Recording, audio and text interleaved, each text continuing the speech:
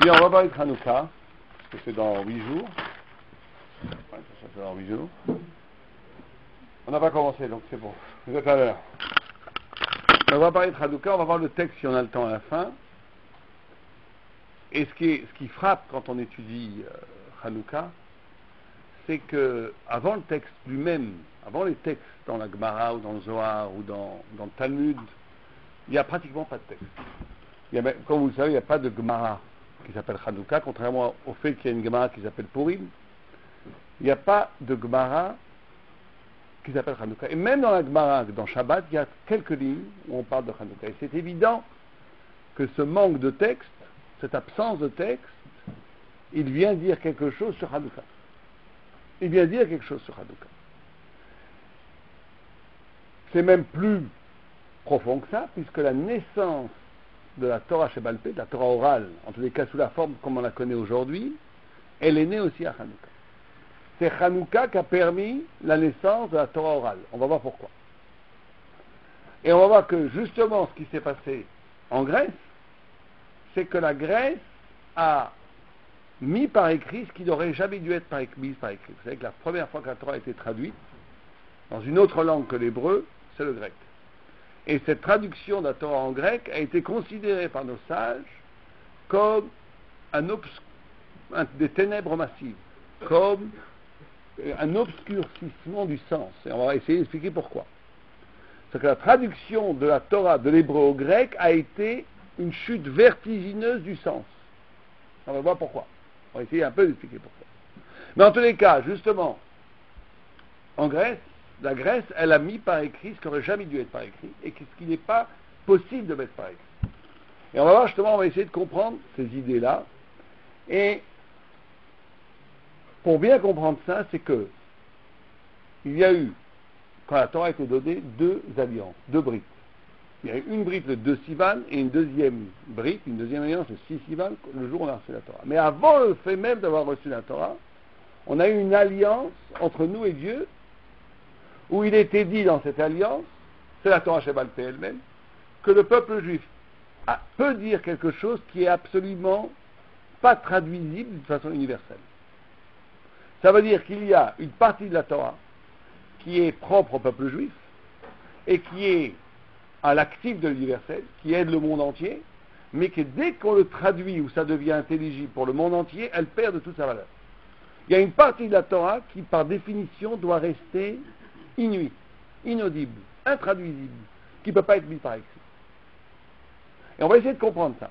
Et la Grèce, la guerre, vous savez que la guerre qu'on a eue avec la Grèce, c'est pas une guerre physique. C'est-à-dire ce qui est célébré dans Hanouka, c'est pas du tout la guerre physique, la victoire physique. Ce qui est célébré dans Hanouka, c'est le fait que le peuple juif est le seul peuple qui a rescapé à la Grèce. La Grèce et toute la civilisation occidentale, là où elle arrive, normalement, elle rend les peuples qu'elle a conquis des peuples occidentaux. Ça s'est passé avec la Grèce, avec Rome, aujourd'hui avec l'Occident. Là où arrive l'Occident, elle détruit la culture locale et elle la remplace par la culture occidentale. Et le seul peuple qui a pu résister à cette invasion idéologique, à cette invasion des idées métaphysiques, c'est le peuple juif. Il y a donc, on va essayer de dégager ce soir, c'est ça qu'on va essayer de faire, deux façons de penser, deux dates, deux chokhmah, deux chokhmot, deux intelligences opposées l'une à l'autre. L'une c'est l'intelligence grecque et l'autre c'est l'intelligence juive. Et on va voir que la Hanouka, ce qui s'est passé à Hanouka, c'est la victoire de l'intelligence grecque, juive sur l'intelligence grecque. Et qu'est-ce qui est en jeu dans toute cette histoire? Alors, pour comprendre ça, on va amener un midrash. Le midrash nous dit que la grande faute de la Grèce, c'est justement de la Grèce, dans l'intelligence grecque, la chokhmah iranite, c'est justement de pouvoir tout définir. Et paradoxalement, quand on définit tout, on tue ce qui est l'essence de la chose et qui est indéfinissable. C'est-à-dire, on va donner un exemple. Par exemple, la grecque, elle va dire c'est quoi la prière? C'est la capacité de se mettre en communication avec quelque chose de plus haut. C'est une vraie définition. Mais sans s'en rendre compte, cette définition, elle réduit. Parce que la prière, c'est infiniment plus que ça. Ou bien, ce genre de phrase que vous pouvez entendre dans toute approche scientifique de la religion, on va dire, dans toutes les religions, vous avez un rapport particulier avec la nourriture. De genre de phrase comme ça. Ce genre de phrase, elle définit, elle donne une intelligence, elle fait comprendre des choses. Mais au lieu même de cette compréhension, elle détruit tout ce qui peut être singulier, tout ce qui peut être propre, tout ce qui peut être justement, tout ce qui n'est pas définissable. Alors, pour comprendre ces deux formes d'intelligence, pour comprendre de qu'est-ce qu'il est tangent, on va amener un midrash. Il y a un midrash que peut-être vous connaissez, qui dit que quand l'enfant est dans le ventre de sa mère, il étudie toute la Torah. L'enfant étudie toute la Torah. Il connaît toute la Torah. Et quand il naît, on dit même plus que ça, on dit qu'il a une bougie. Tout ça, bien sûr, est symbolique. Il a une bougie sur le front, où cette bougie lui éclaire du début jusqu'à la fin du monde. Il connaît tout le monde entier. Et le Midrash nous dit que quand l'enfant naît, il reçoit une claque sur la bouche, et il oublie toute la Torah. Ce que dit le Midrash. Quand on lit ce Midrash, on ne comprend pas très bien ce que ça veut dire. Qu'est-ce que ça veut dire apprendre toute la Torah dans le ventre de sa mère, etc., etc. Qu'est-ce que ça veut dire? Et surtout, le Maharal de Prague pose une question intéressante. Il dit, pourquoi est-ce que l'ange frappe sur la bouche? Pourquoi est-ce qu'il dafka la bouche? Pourquoi précisément la bouche? Justement, après il frappe là. Allez-y, pourquoi? J'entends pas. Pour pas qu'il... Non, ben ça c'est pour pas qu'il passe, ça ne lui fait pas oublier la Torah. Pourquoi est-ce que d'après sur la bouche? Si c'est pour lui donner une claque pour qu'il oublie. D'abord, pourquoi il lui donne une claque? Pourquoi il lui donne un coup pour qu'il oublie? Et pourquoi sur la bouche précisément? Ouais, allez-y. Qu'est-ce que vous voulez dire? La vérité c'est dans la bouche. Et alors c'est là qu'on frappe. Bon, d'accord. Quoi d'autre? C'est évident que ça vient nous dire quoi? Ça vient nous dire que la bouche, que la parole, justement, c'est quoi? Allez-y. C'est important, c'est sûr, mais tout est important. Il a plus sur le cerveau. Oui, mais justement, mais là vous donnez des explications positives. Ça devrait pas engendrer l'oubli de la Torah. Non, c'est sûr que la bouche est la chose la plus haute dans l'homme. Enfin, la parole, c'est une des choses les plus hautes chez l'homme. Comment? Ouais, bon, je comprends. Ce que vous dites, c'est des interprétations, mais le Maharal dit la chose opposée de vous. Oh, et alors?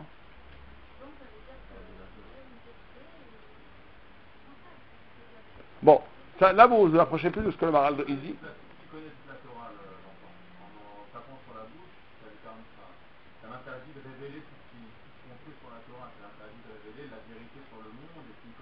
Oui, donc vous dites la même interprétation qu'il a frappé la bouche, il a frappé le pouvoir de révélation de la Torah par la bouche.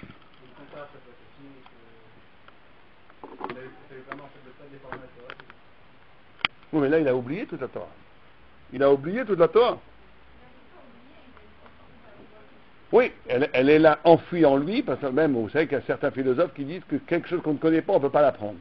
Il y en a qui, je ne sais pas notre cours du tout, mais en réalité, certains ont voulu rapprocher ce midrash à la fameuse, je ne sais pas si vous connaissez un peu la philosophie, à la fameuse théorie de Platon sur la réminiscence, où Platon dit qu'on ne peut pas apprendre quelque chose d'absolument nouveau. Tout ce qu'on apprend, c'est forcément des choses qu'on sait déjà, mais qui ont été oubliées. Certains ont voulu dire que ce texte était l'origine de la parole de Platon. Mais en réalité, c'est faux, parce que le texte dit le contraire de Platon, mais ce n'est pas notre sujet, on ne va pas s'embrouiller, on va rester là. Mais on va rester en tous les cas, que dit le Maharal? Le Maharal, il répond un peu le contraire de vous, plus proche de ce que vous avez dit là-bas, où il dit que non, c'est le contraire. C'est parce que la bouche, la parole, c'est le lieu de l'oubli de la Torah. Dès qu'on accède au langage, dès que l'enfant va accéder la bouche et le langage, dès qu'on accède au langage, on va oublier la Torah. Pourquoi? Parce que regardez bien ce que le Midrash dit, c'est fascinant, c'est vertigineux. Le Midrash dit que quand il est dans le ventre de la mère, il a une bougie sur le front et il voit jusqu'au bout du monde. Le Midrash, on est précis dans la langue du Midrash. Le Midrash ne dit pas que la bougie, elle éclaire le bout du monde. C'est pour ça que je vois le bout du monde. Le Midrash dit que la bougie, elle est sur mon front et par là, je connais le monde entier. Ça, c'est une connaissance intrinsèque. Une connaissance qui ne passe pas par ce qu'on appelle le référentiel, la référence. C'est que le langage, tout langage, ça marche tout le temps par référence. Vous savez que ça marche toujours par référence. C'est un signifié-signifiant. C'est comme ça que le langage il marche. Je signifie quelque chose qui me fait une référence de ce que je veux viser. C'est la visée. Vous savez que Il y a une grande... Donc, on nous dit en vérité la chose suivante. On nous dit, il y a une forme de connaissance antérieure au langage, qui est la connaissance en soi, qui est oubliée dès que l'homme rentre dans le langage, dès qu'il naît en vérité. C'est pour ça que l'ange donne un coup sur la bouche.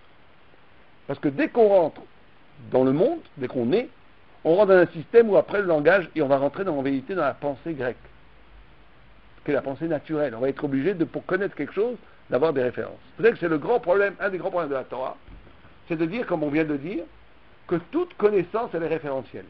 On ne peut pas connaître quelque chose d'absolument nouveau. Si vous avez, non, je vous dis, quelqu'un qui n'a jamais vu un verre, je vais vous montrer un verre, il va dire à quoi ça sert? Il va dire, ah ouais, pour mettre de l'eau dedans. Donc il a déjà l'idée de contenu. C'est parce qu'il connaît la bouteille qu'il va comprendre la verre, etc., etc. On ne peut pas connaître quelque chose de zéro. On est obligé tout le temps, la connaissance est toujours deux mouvements intellectuels. Ça, ceux qui s'occupent d'épistémologie savent ça.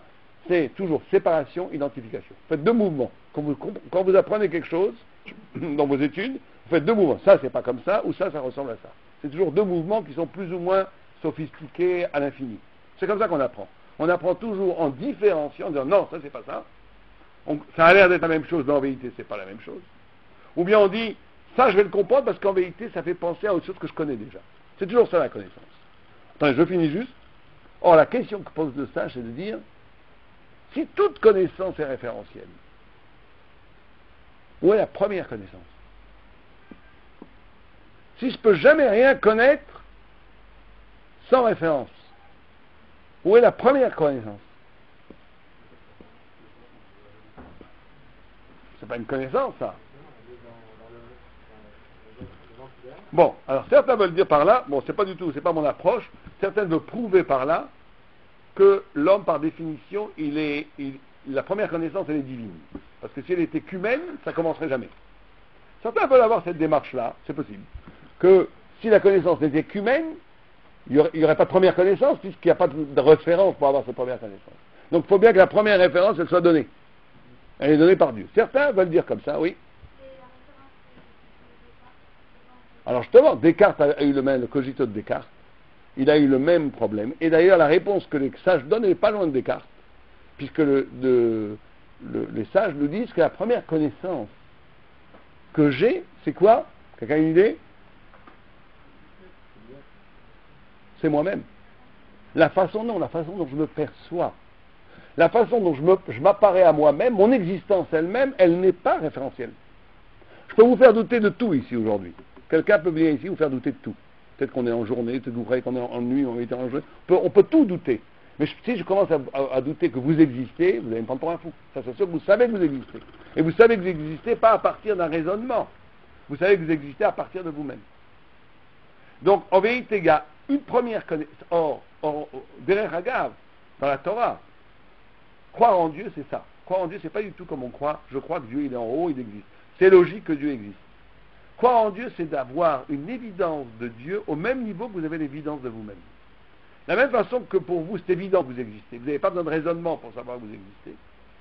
C'est évident que vous existez. Cette évidence, elle n'est pas logique, elle est avant la logique, elle fonde la logique.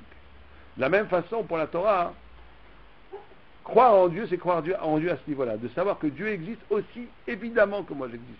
Tant qu'on n'a pas la même certitude de l'existence de Dieu, on n'est pas encore dans la émouna de la Torah, qui n'a aucun rapport avec une foi métaphysique. On dit peut-être qu'il y a un Dieu là-haut, sûrement qu'il y a un Dieu là-haut, je crois, j'ai envie de croire qu'il y a un Dieu là-haut. La croyance en Dieu dans la Torah, c'est justement au cœur de soi-même de voir la révélation, au cœur de soi-même de voir que ça peut pas venir, je ne peux pas venir de nulle part, je viens d'un geste, je viens d'un don, je viens d'un acte qui m'a créé. C'est ça, croire en Dieu dans la Torah. En tous les cas, oui, vous voulez poser une question, allez-y.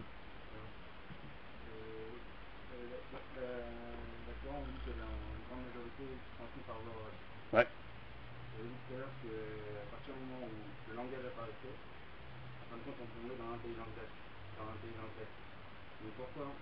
Pourquoi la parole est si importante? Comment ça se fait que ça passe par la parole?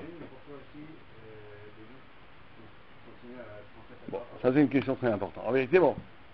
Alors c'est ça, parce que la parole, justement la parole, bon alors là, on sort de notre sujet, mais c'est pas grave. La parole, elle est double. C'est pour ça qu'il y a écrit dans la Torah, Alpi, Shne Edim Yakum Davar. Alpi.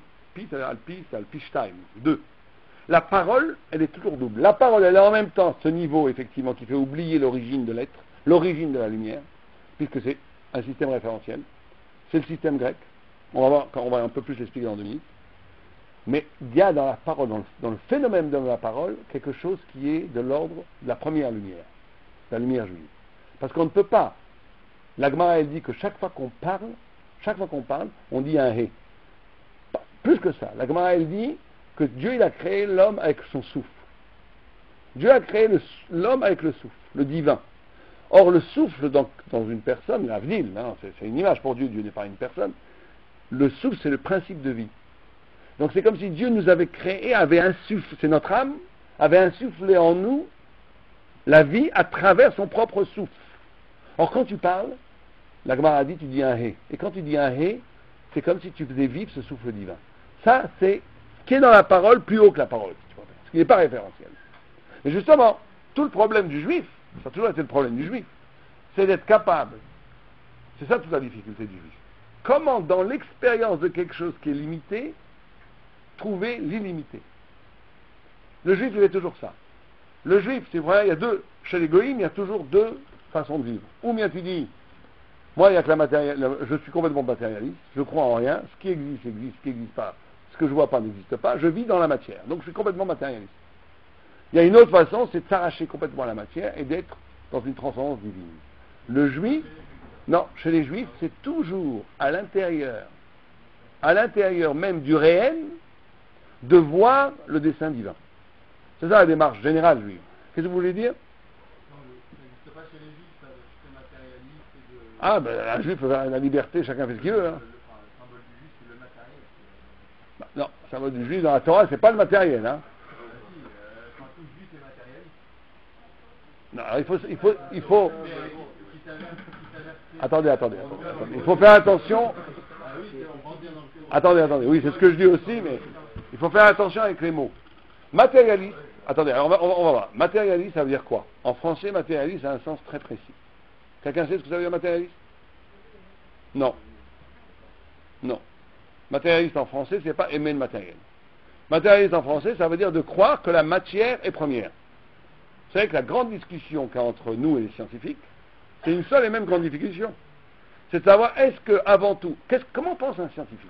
Un scientifique, il ne pense pas qu'il n'y a pas de spiritualité, il pense qu'il peut y avoir de la spiritualité. D'abord, il pense quoi? Qu'avant tout, il y a le Big Bang. Il y a de la poussière, il y a des étoiles, il y a de l'énergie, si vous voulez. Que cette énergie, elle va créer des étoiles. Que les étoiles vont, donc les étoiles, c'est quoi?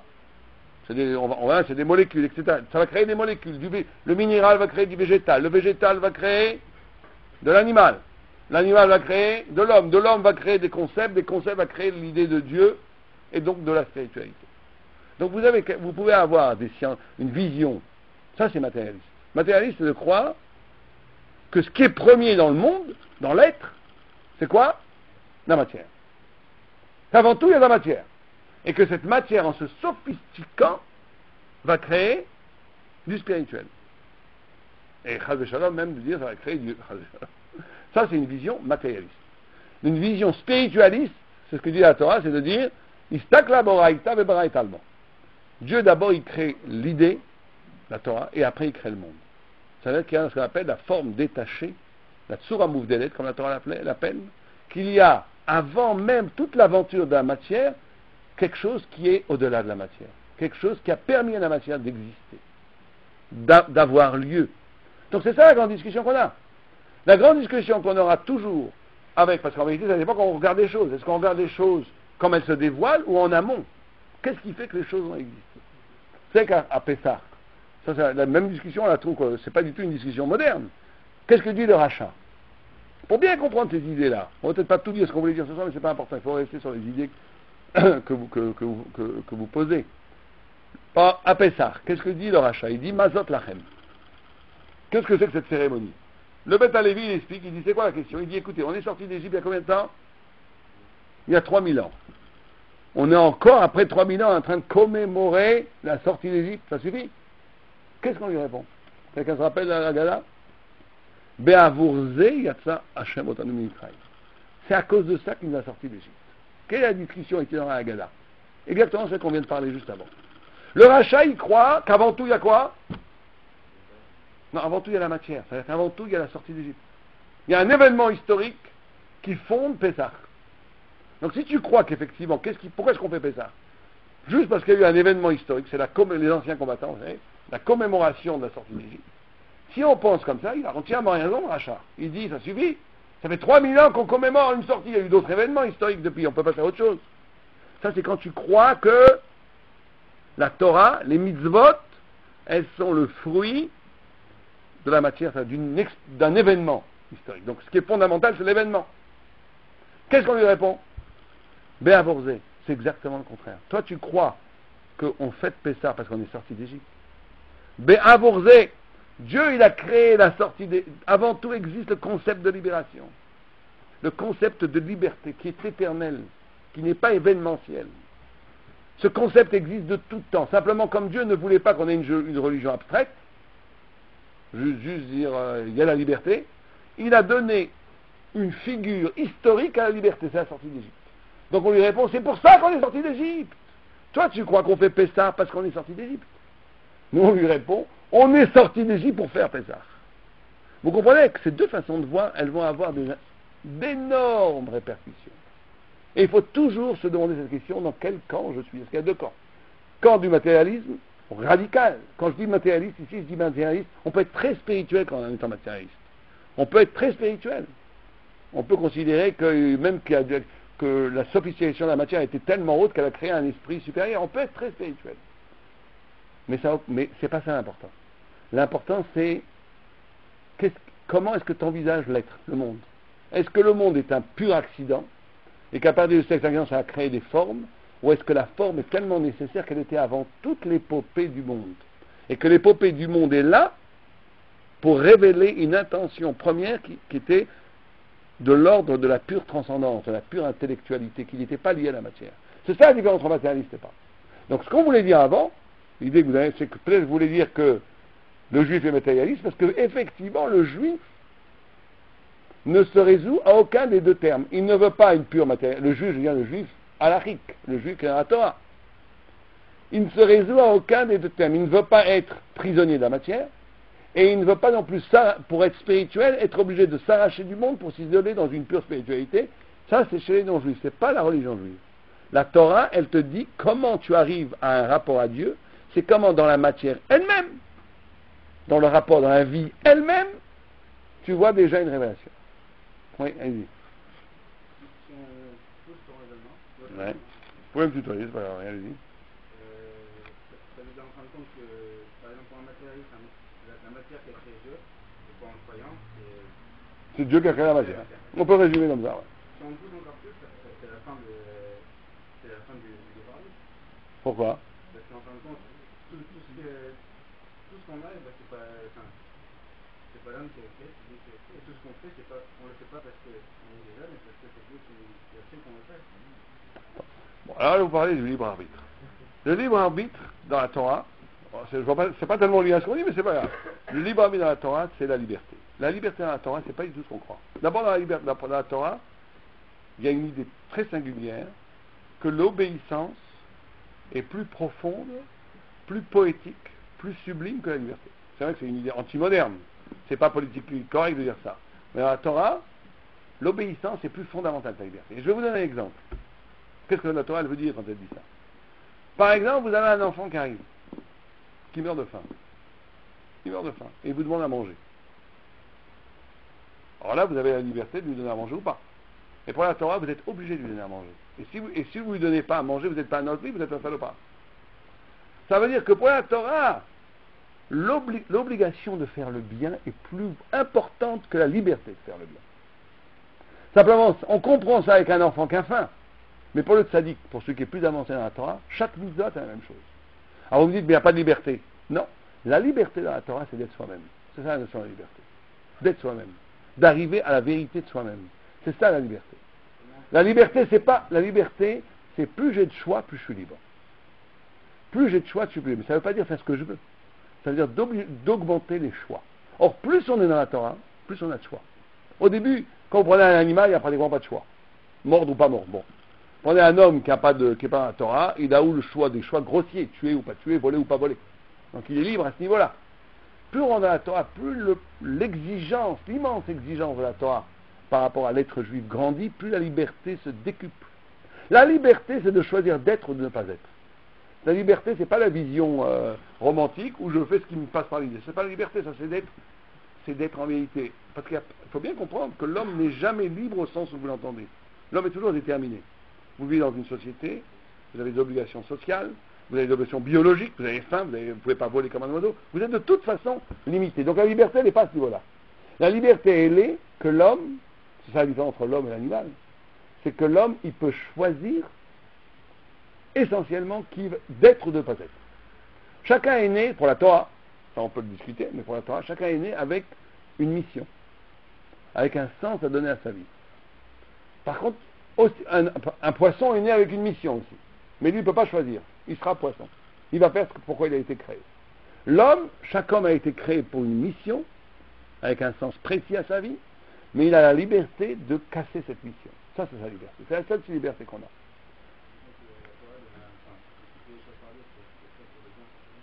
Oui, mais ça multiplie beaucoup. Par exemple, au début, le bien et le mal, c'est frapper ou pas frapper. Après, quand ça se sophistique un peu plus, ça va être parler du bien ou pas parler du bien. La Torah dit que si vous faites honte en public à quelqu'un, c'est comme si vous le tuez. Donc la notion de crime, après, elle grandit. Quand vous vivez avec quelqu'un et vous lui faites une petite réflexion assassine, la Torah, elle considère ça comme un meurtre. Quand avec vos enfants, on peut tuer ses enfants. On peut tuer ses enfants, avec des phrases, on peut faire que ses enfants vont mettre des années pour s'en remettre. Etc. Et là, la liberté, elle est beaucoup plus fine parce que le père peut avoir lieu, peut être aux yeux du monde tout à fait bien, sadique, mais en vérité, c'est un tueur. Il a tué sa femme, ses enfants, il a empêché les gens autour de lui de s'épanouir. C'est un meurtre, en vérité, c'est un tueur. Mais Dieu, lui, il juge les choses en soi, pas comme ça a l'air. Nous, on voit cet homme, il a l'air tout à fait respectable, il est très gentil, mais il a passé sa vie, sans jamais frapper sa femme ni ses enfants, en vérité, les tuer, à les dominer, en leur empêcher de s'épanouir. Celui qui fait ça, en vérité, c'est un meurtrier pour la Torah, à un niveau. Ça c'est un meurtrier beaucoup plus subtil. Et il y a des exemples à...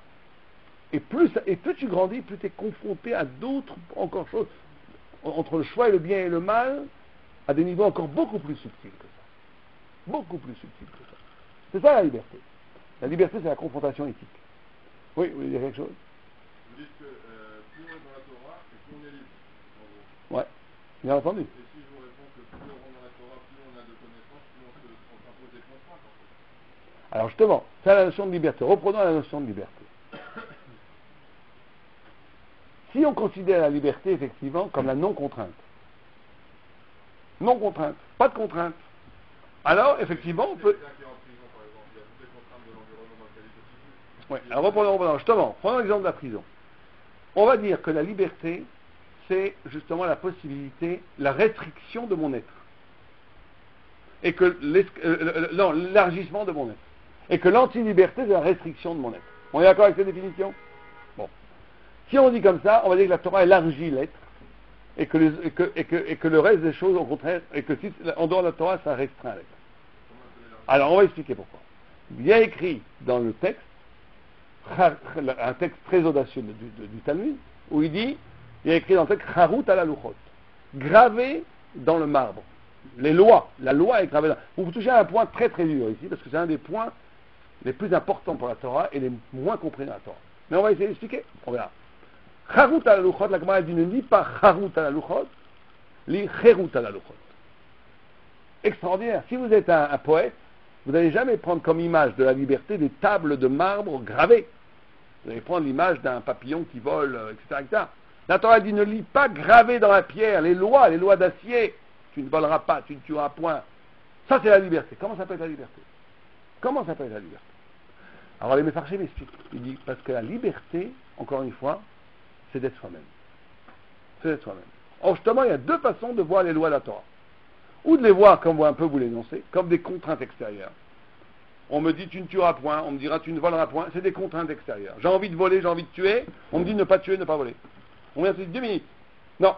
La loi, c'est pas une contrainte extérieure. La loi, c'est ce que tu es toi vraiment. Tu ne tueras point, c'est ton essence. C'est ton essence positive. C'est ton élargissement de ton être. Tu ne voleras point, c'est dans ton essence, etc., etc. Tu respecteras tes parents. Ce respect des parents t'ouvre à une dimension de toi qui est la plus sublime et que tu oublies quand tu insultes tes parents. Dans ce cas, ce que toi tu appelles des contraintes deviennent au contraire des ouvertures vers des lieux de ta sublimité que tu oublies. Il n'y a plus de contraintes. Simplement, là où il y aura contrainte, c'est par rapport à ce que nous on appelle le yatara. Ton yatara, il veut te définir, il veut te réduire à ta partie biologique. Moi, la seule chose qui m'intéresse, c'est mon corps, mon instinct. Alors, effectivement, tu vis les lois comme des contraintes. Mais si on te dit, je vais dire ça, si on te dit, mais tu es plus grand que ton organisation biologique, il y a des dimensions en toi d'infinité, de sublimité, de divinité. Et ces lois sont des clés qui vont les libérer, qui vont te permettre de les toucher. La Torah devient une contrainte ou une liberté? À ce moment-là, elle devient une liberté.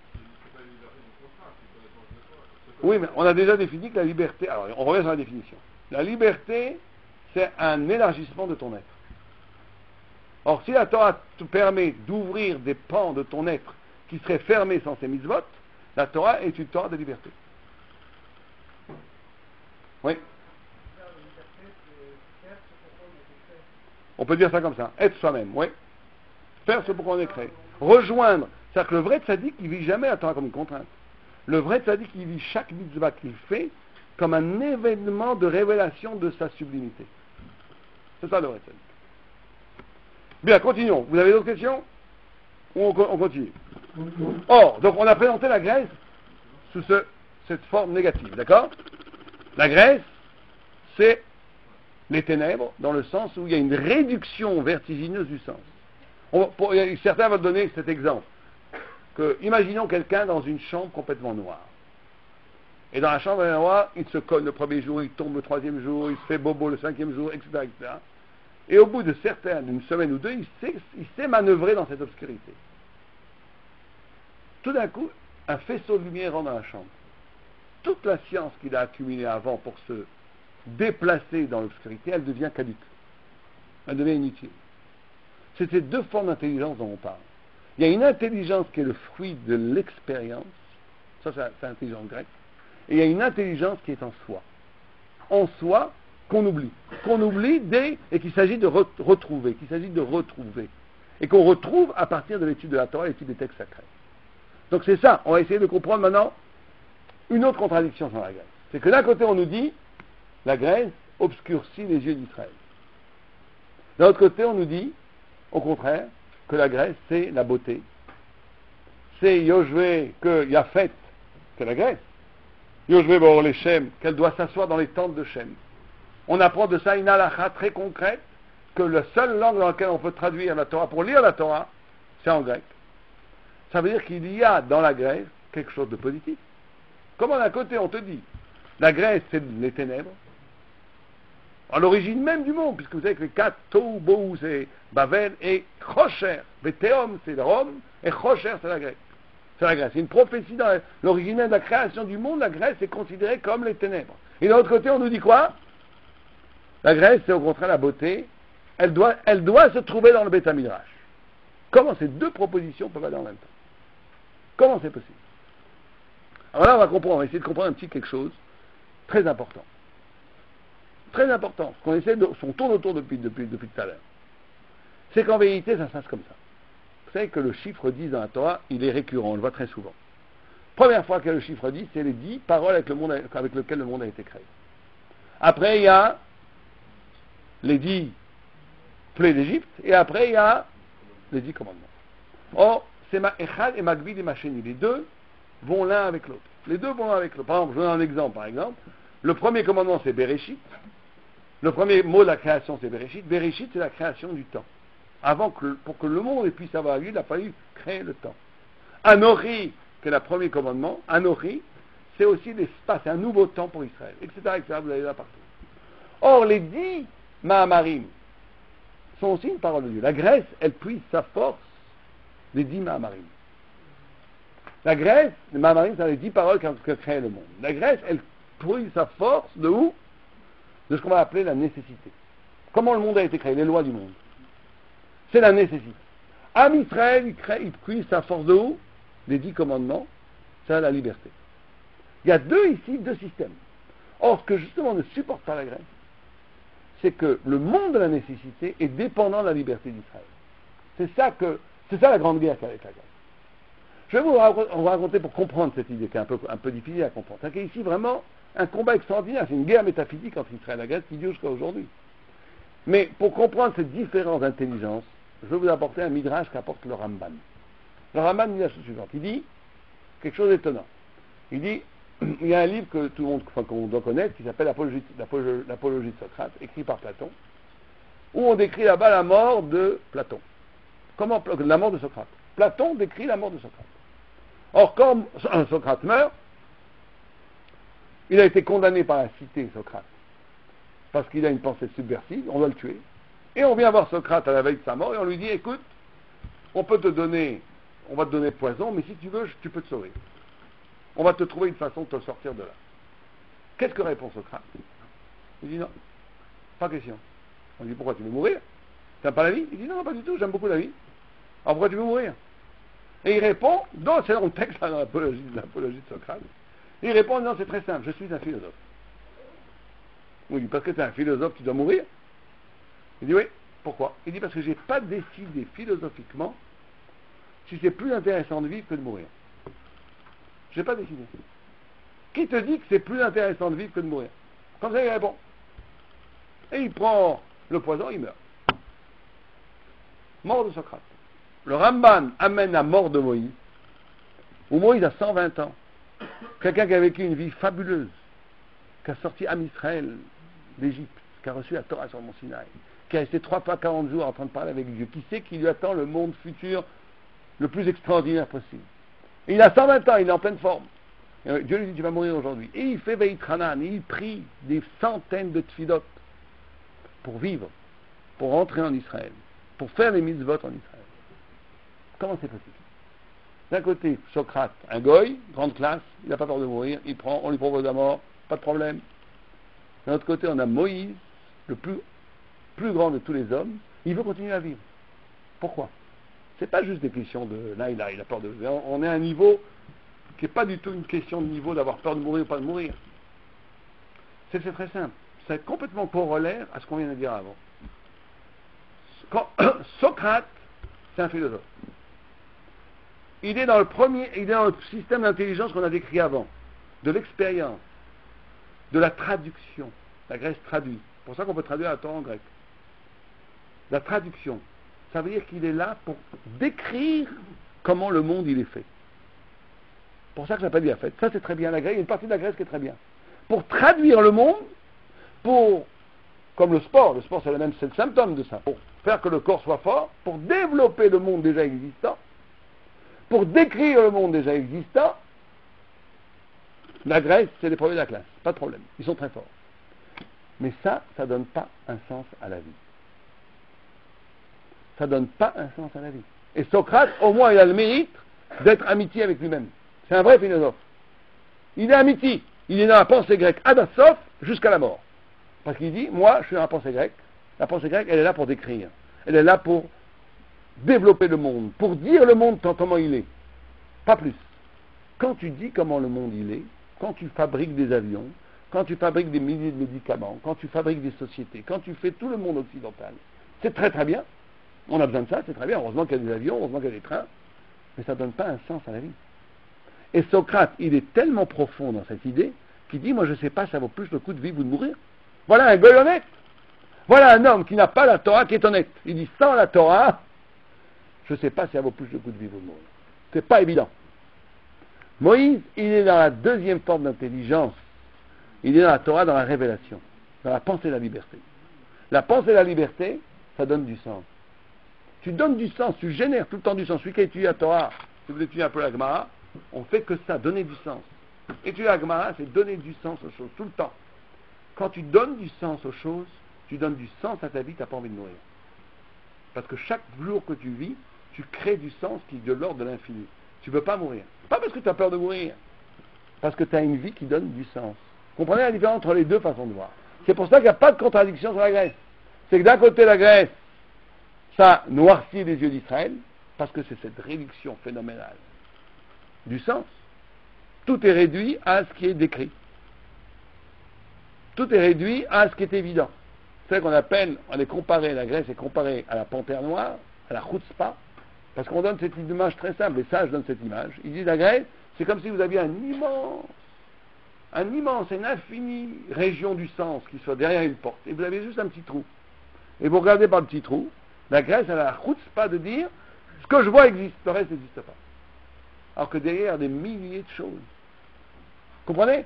Une réduction du sens. Donc ça c'est rocher. Tu réduis le monde à ce que tu vois. Ça c'est la Grèce. C'est le monde de l'expérience, c'est la pensée qui est basée sur l'expérience. Mais d'un autre côté, c'est aussi la fête, c'est aussi la beauté, parce qu'elle est capable de traduire. Elle est capable de tout traduire, d'amplifier le monde qui existe déjà. Mais ça c'est très bien. Ça on doit l'intégrer dans le judaïsme. On doit aussi être capable d'intégrer cette force-là dans le judaïsme, de traduire les choses. C'est pour ça que la philosophie est une grande aide à traduire ce que la Torah nous dit. Pour traduire, c'est formidable, mais ça ne vous donnera jamais du sens. C'est pour ça que Socrate veut mourir et que Moïse veut vivre. C'est clair? C'est clair ça? Très bien. Troisième mouvement de Hanouka, troisième mouvement très important, c'est que la Grèce, c'est aussi justement, et là c'est une chose extraordinaire qui s'est passée à Hanouka. Comme on a dit, la Grèce réduit tout au sujet, à moi. Ce n'est pas une coïncidence que la première fois qu'on nomme les rabbis par leur nom, c'est à partir de Shimon HaTzadik. Avant Shimon HaTzadik, on nomme jamais les rabbis par leur nom. Il n'y a que des prophètes. C'est la fin de la prophétie de la Grèce, c'est la fin de la prophétie. Quand tu réduis le monde à ce que tu vois, tu ne peux plus écouter une parole qui est au-delà de toi. C'est la fin de la prophétie. La fin de la prophétie. Et on rentre dans l'ère du sujet. La Grèce, c'est aussi le monde où on devient, tout passe par la façon que j'ai moi de voir les choses. Or, la Grèce, à ce moment-là, quand elle a envahi Israël, elle a imposé ce mode de pensée au peuple juif, et le peuple juif a perdu ses prophètes. On a perdu nos prophètes. Il n'y a eu plus de prophétie. Mais il s'est passé quelque chose d'extraordinaire à Hanouka. C'est que, justement, de la même façon que le peuple, que les Grecs détruisent tout reçu du monde, ils reconstruisent le monde à partir de leur point de vue. Les Juifs qui ont été contaminés par cette pensée. Paradoxalement, parce que le miracle de Hanouka est né des ténèbres de la Grèce elle-même. Normalement, chaque fois qu'il y a un miracle, il faut des prophètes dans la Torah. Le seul endroit où il y a un miracle sans prophète, c'est Hanouka. Parce que le miracle de Hanouka est né au cœur même des ténèbres grecques. Ça veut dire quoi? Ça veut dire la chose suivante.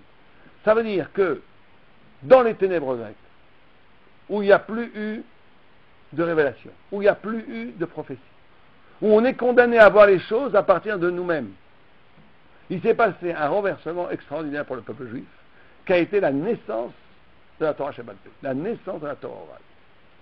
C'est que justement, le peuple juif, une fois qu'il a perdu cette révélation, qu'il a perdu les prophètes, il a été obligé, comme les Grecs ils reconstruisent le monde à partir d'eux-mêmes, nous on a été obligé de reconstruire le texte qu'ils appellent les Me'asef, on a été obligé de reconstruire le texte de la Torah à partir de nous-mêmes, pour recomprendre. Ça c'est la Torah Sheba'al Peh. C'est la Torah Sheba'al Peh qui est née de l'interprétation des sages du texte. Or, ce qui s'est passé, de façon extraordinaire qui s'est passé à Hanouka, c'est que au lieu même où on aurait pu croire qu'il y avait de restrictions, qu'il y avait la fin de la transcendance, qu'on serait tous liés, que chaque juif allait interpréter la Torah comme lui il voulait à partir de sa petite subjectivité, c'est que le juif, au cœur même de lui-même, au cœur même de sa subjectivité, il a trouvé Dieu. Il a trouvé Dieu. Ça veut dire que quand il a étudié la Torah à partir de ses propres kelim, à partir de sa propre subjectivité, au lieu même de sa personnalité, il a trouvé la révélation. C'est-à-dire que la Torah Sheba'al Peh, elle a innové une nouvelle révélation. La révélation avant la Grèce, c'était tout le peuple juif sur le mont Sinaï, tu vois les voix célestes, ou bien tu avais les prophètes. Tous les prophètes, c'est la continuation de la voix du Sinaï. C'est l'écho de la voix du Sinaï. Mais quand tout ça s'est tu, il a bien fallu. Où est-ce qu'on a trouvé la révélation? Or, la révélation, elle a été trouvée à ce moment-là, dans le peuple, dans mon intériorité elle-même. Ça veut dire, en étudiant la Torah, en me recentrant vers moi-même, en donnant mon interprétation de la Torah, on parle bien entendu d'une interprétation d'initié. C'est pas chacun dit ce qu'il veut sur la Torah. On parle de gens qui ont passé 20, 30 ans à apprendre à étudier. Quand tu as appris à étudier, que tu sais étudier, tu sais interpréter, tu vas dire une idée de Torah qui est elle-même de la Torah elle-même. Ça va devenir la révélation elle-même. C'est la Torah Sheba'al Peh. Ça, c'est la Torah Sheba'al Peh. C'est-à-dire qu'à partir de là, chacun d'entre nous Chacun d'entre nous a une partie de la Torah qu'il doit révéler et qui lui est propre. Chacun a une façon d'écouter la Torah, de comprendre la Torah, qui lui est propre et dont tout Am Israël a besoin. C'est-à-dire que si un d'entre nous n'étudie pas la Torah, c'est pas simplement lui-même. C'est pas simplement lui-même qui l'empêche de révéler. Il empêche une partie de la Torah de se révéler. Il y a une partie de la Torah maintenant qui passe par la révélation que chacun peut avoir de lui-même dans la Torah elle-même. C'est ça Hanouka. Hanouka, ce qu'on fait quand on allume les bougies, c'est ça qu'on dit. Vous voyez qu'il y a les lumières grecques qui sont des lumières de Reshut Harabim, de l'universel, qui rentrent même dans l'intime. La télévision, les journaux, tout ce que... Une sorte de parole universelle qui rentre dans le plus intime, qui te définit. Hanouka, c'est un mouvement inverse, où ta vérité la plus intime, elle doit illuminer le Reshut Harabim. C'est toi qui dois illuminer le monde. Chacun d'entre nous a le pouvoir d'illuminer le monde. Vous comprenez ce que ça veut dire? Chacun d'entre vous ici a une façon singulière d'écouter la Torah, de dire le pshat de la Torah, qui est nécessaire pour l'économie générale de la Torah. Et si quelqu'un ne le fait pas, c'est une partie de la Torah elle-même qui est obstruée. C'est ça la naissance de la Torah Shabbat. Chacun d'entre nous a ici le pouvoir de dire un chidouche extraordinaire dans le texte. Ça, c'est Hanouka. Ça, c'est le renversement qui se passe. Là où la Grèce aurait dû nous réduire au subjectif, ou de réduire à la visée, à nous réduire à être des hommes qui sont complètement coupés de la révélation et de la prophétie, ont été condamnés à l'opinion. C'est exactement le contraire. Une révélation de forme nouvelle est apparue à Hana, c'est la Torah Shabbat. C'est clair? C'est moins clair? C'est ça qu'il faut essayer de faire, c'est ça qu'il faut essayer de comprendre à Hanouka. C'est-à-dire que ce que le juif comprend à Hanouka, c'est que, sans qu'on parlait de la liberté tout à l'heure, c'est qu'il y a une sorte de lien, d'alliance très profonde entre ce que je suis vraiment et la Torah elle-même. Alors, la Torah, elle peut pas être quelque chose d'extérieur. Si elle est quelque chose d'extérieur, c'est pas encore la Torah. La Torah, elle est une parole extérieure. C'est la révélation. Elle vient de quelque chose d'infiniment plus grand que moi. Mais elle ne fait sens chez moi que quand non seulement elle donne sens à ma vie, mais que moi je donne aussi paradoxalement sens à la Torah. Je donne du sens à la Torah. Ça, c'est la Torah Shabbat. Comment? C'est la Torah orale. C'est tout le monde de la Torah orale. Non, la Torah écrite, c'est la révélation elle-même. On n'y touche pas. On ne peut pas reconstruire la Torah écrite. La Torah écrite, bien sûr qu'elle a été écrite pour l'homme. Mais on ne peut pas la moduler. On ne peut plus la changer. Elle est ce qu'elle est, éternellement. La Torah écrite, elle est de l'ordre, c'est Dieu qui parle à l'homme, si vous préférez. La Torah chez Balpé, c'est la façon dont j'écoute cette Torah. Il y a le livre qui est écrit à la façon dont on crée un deuxième livre, qui est la Torah chez Balpé, qui est comment cette Torah, cette révélation est reçue par l'homme.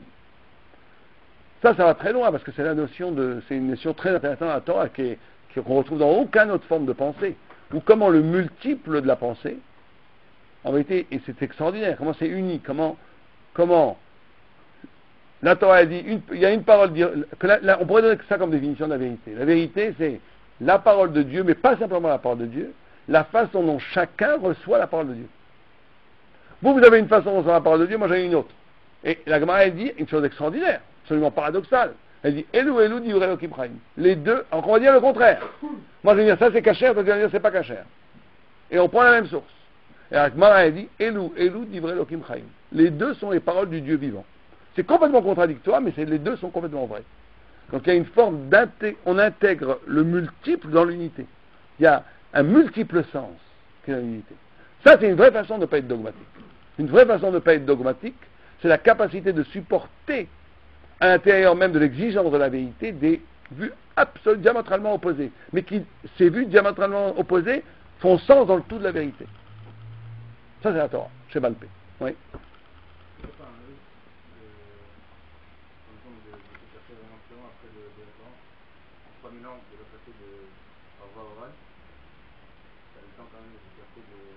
Alors justement, ce risque, d'abord il y a des structures, il y a une phase, il y a des initiations, des yeshivot, il y a une tradition, ça c'est une façon technique, il y a une tradition comment étudier, comment interpréter, comment apprendre, comment grandir, qui fait que...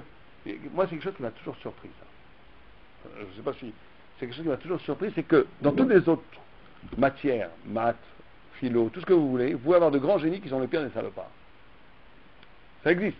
Heidegger, qui est le plus grand philosophe du XXe siècle, et sûrement un des 5 plus grands philosophes que la planète n'a jamais porté, c'était un nazi. Il s'était inscrit au parti nazi, il faut le savoir. C'est un salopard. Un immense philosophe. Vous ne verrez jamais dans la Torah, et ça c'est tout à fait incroyable, vous ne verrez jamais dans la Torah un grand de la Torah, qui va dire des concepts toraïques qui sont grands, qui n'était pas un sadique, qui n'était pas un saint. Comment ça se fait? Qu'un rapport? La Torah c'est très intellectuel. Le Maral de Prague, vous le lisez, c'est un développement intellectuel de l'ordre de la philosophie. Je veux dire, c'est bien plus fort que la philosophie, mais quelqu'un, il dit énormément de concepts philosophiques. Or, le Maral de Prague était un saint. Un saint. Tu le vois par les Maassim, tout le monde raconte autour de lui comment il a donné, il a tout donné. Raphaïm de Brisk, celui qui a étudié un peu les textes de Brisk du Raphaïm, c'est incroyablement intellectuel. C'est comme de la haute mathématique. Lui, chez lui, les pauvres dormaient dans son lit. On lui volait tous ses livres, il disait, il avait tout donné. C'est tous des sadiques, un par un. Tu ne vois pas un seul grand de la Torah qui était un... On a entendu qu'il a volé, qu'il a fait une bêtise. Jamais. Pourquoi? Parce que justement, parce qu'il y a une sorte d'unité profonde entre la Torah, au point où le Zohar dit Israël et Torah, Chado. Israël et la Torah, c'est un. Il y a une sorte d'unité de la Torah. Tu ne peux accéder au feu de la Torah, à la lumière de la Torah, que si toi-même, tu es au niveau de la sainteté. C'est une intelligence qui est de l'ordre de l'éthique, où les deux sont en même temps. L'éthique et l'intelligence en même temps. Donc, ce qui fait que votre risque se diminue incroyablement. Parce que... Non, pas du tout. Mais assez haut niveau, oui. Assez haut niveau. Il y a plein de gens qui disent la Torah, il y a des gens qui disent la Torah qui sont des salopards, ça c'est sûr. Hein. Quand les papillotes et tout, c'est de l'affreux jojo. Mais ils ne deviendront jamais des grands. Jamais. Ça n'existe pas. Moi, je parle plus par rapport au niveau de la répercussion. Non, mais la transmission, elle se passe par les grands, pas par les petits. La transmission à la Torah, elle se passe par les rabbinim, de rabbinim à rabbinim. C'est une cascade qui a 3000 ans. Eux, les rabbinim, tu vois toutes les histoires. D'ailleurs, le Talmud est plein de leur histoire de Gdusha, pour bien montrer, pour signifier que leur intelligence, elle est intelligence que si elle est liée à la sainteté. C'est pour ça, et ça protège la transmission. Ce qui fait qu'ils ne peuvent pas avoir de déviance. Ils sont tous... Et d'ailleurs, ça, c'est aussi une autre chose qui m'a toujours fasciné. C'est que quand tu étudies la Gemara, tes soucis sont les mêmes soucis de Rashi. Tu vois, Rashi, Tosfot, qui vivait il y a 1000 ans, il y a une sorte d'unité de la Torah. Il n'y a pas d'évolution. La pensée, elle évolue au sein même de la Torah. C'est pas une... Enfin, tu regardes comment Platon posait les problèmes, aujourd'hui, ça n'a plus aucun intérêt. Parce qu'il y a un texte écrit, mais il n'y a pas que ça. C'est parce que le peuple juif a une histoire tellement singulière, tellement spéciale, on est ahistorique. C'est pour ça que le peuple juif a fasciné les gens comme Tolstoï, comme ça. Comment ça fait que le peuple juif a pu perdre, c'est Hanouka, c'est ça aussi. La lumière qui devait durer un jour, qui dure 8 jours, c'est l'idée que le peuple juif, qui d'après tous les critères déterministes de l'histoire, aurait dû sombrer, comme des milliers d'autres peuples dans les mêmes conditions, aurait dû sombrer dans l'oubli de l'histoire, on existe jusqu'à aujourd'hui, parce que justement, les racines du peuple juif, elles ne sont pas dans une terre, dans une langue, dans quelque chose de, justement, encore une fois, de grec, de la matière. Les racines du peuple juif, elles sont dans la lumière de la Torah. Et ça, c'est ahistorique. Le peuple juif a une façon de vivre qui est au-delà de l'histoire. Il est dans l'histoire. Il est dans l'histoire. Mais il n'obéit pas aux caractéristiques de l'histoire. C'est une façon tout à fait singulière d'exister qui est ahistorique, dans le sens où nos préoccupations, elles sont éternelles. C'est la Torah. Quand on est dans la Torah, bien entendu. Si on oublie, il y a depuis 2 siècles un phénomène qui s'est passé dans le peuple juif, où une partie du peuple juif a considéré qu'il pouvait vivre en dehors de la Torah. Ça crée tous les problèmes depuis 2 siècles. Ça reste à discuter. Tous les problèmes de l'assimilation, de tout ce qui s'est passé en Europe pendant 2 siècles et jusqu'à aujourd'hui. Avec le sionisme, qu'est-ce qui s'est passé? Ça, il faudra un jour vraiment poser cette question profondément, qu'est-ce que c'est être juif? Comment? Il y a un phénomène... Avec les générations, on devient de plus en plus intelligent. Comme le monde avant. Avant, il y avait, je sais pas, on ne savait pas allumer le feu. Aujourd'hui, voilà, on a des usines nucléaires. Alors peut-être qu'il nous fait pas croire qu'en fin de compte, c'est nous qui avons raison par rapport à ce qui s'est passé auparavant. On a évolué, on a eu le temps de c'est sûr, mais Oui, mais ça, on voit que il y a eu, c'est votre pensée, c'est une pensée qui est très précise, qui s'appelle le positivisme, où les philosophes du XIXe siècle, ils croyaient dur comme fer. C'est-à-dire que ça veut dire que la pensée va en grandissant, l'humanité va devenir de mieux en mieux, etc., etc.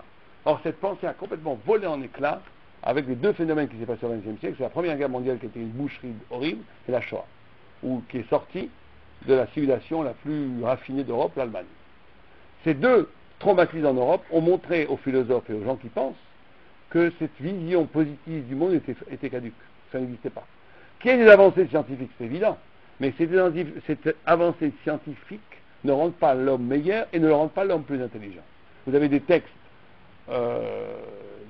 antiques qui sont aussi intelligents que les textes modernes. Il n'y a pas une supériorité d'intelligence dans les textes d'aujourd'hui. La musique Mozart n'est pas une moins bonne musique que les Beatles. Je ne dis pas que les Beatles c'est moins bien, mais il n'y a pas cette vision positive où on va dépasser ça n'existe pas. Il y a une grande poussée depuis le XVIIIe siècle scientifique qui permet des inventions de confort matériel qui sont importantes. Mais ça ne suffit pas à justifier l'essence de l'homme.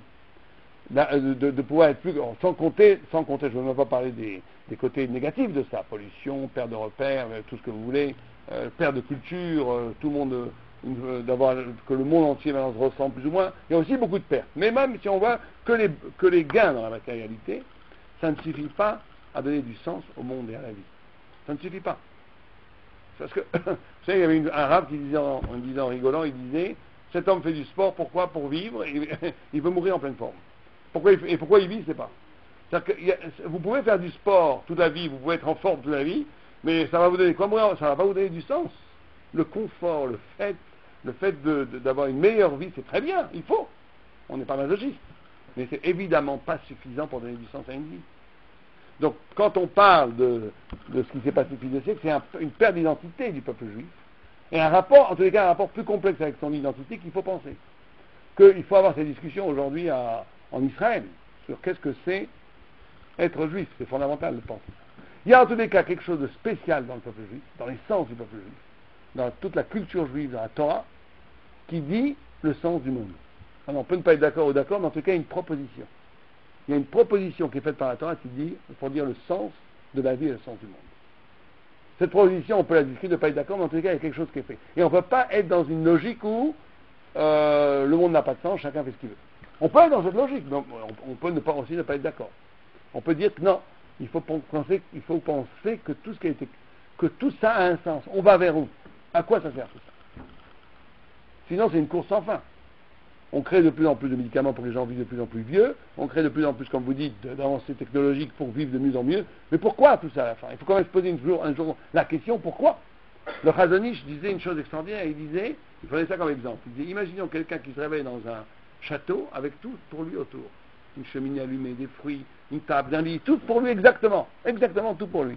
Et qui ne se pose pas la question, mais qui m'a mis là? Ce serait pas quand même aberrant. Et ce que dit le Chazon Ish, il dit que la plus grande question, c'est pas tellement que le miracle de l'existence, c'est que personne ne se pose véritablement la question. Il dit ça, c'est encore plus étonnant. Personne ne se pose véritablement la question, tout le monde s'en fiche. je vis. Personne ne se pose véritablement la question, qu'est-ce que ça veut dire tout ça? Est-ce qu'il y a d'autres questions? Oui, allez-y.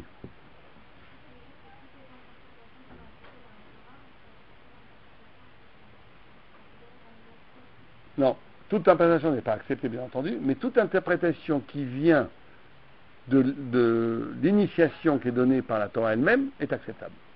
Du moment qu'elle correspond, ça c'est comme la musique, l'avdil, c'est-à-dire que quand quelqu'un qui va jouer du violon, ou bien qui va jouer du Rostropovitch, ça ne sera pas les mêmes. Plus ils seront grands, plus ça sera différent. Mais quelqu'un ne va pas commencer à taper de n'importe comment sur le violon.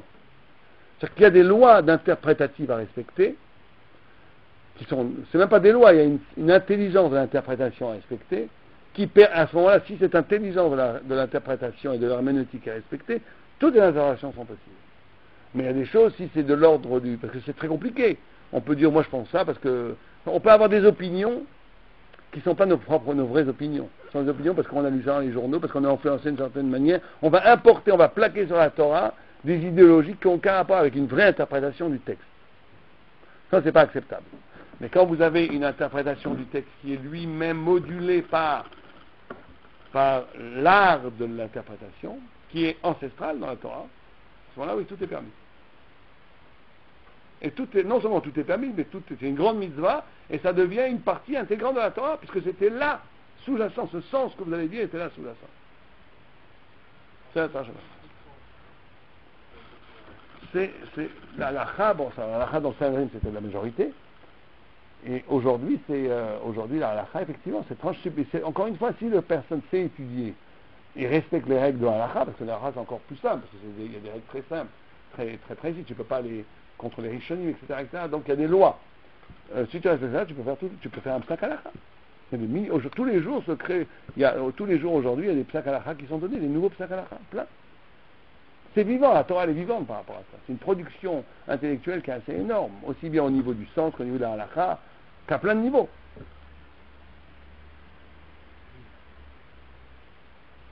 Il y a d'autres questions?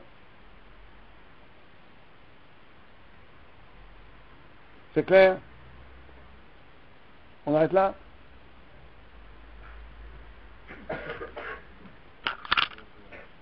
Ça tout, voilà, à bientôt. Si on va faire d'autres cours, sûrement, il faudra voir avec Rav Ashboum, sûrement. Vous avez des cours tous les combien ici? Ah, 2 fois par semaine? C'est bien. Et vous venez tous 2 fois par semaine? Vous êtes sérieux là?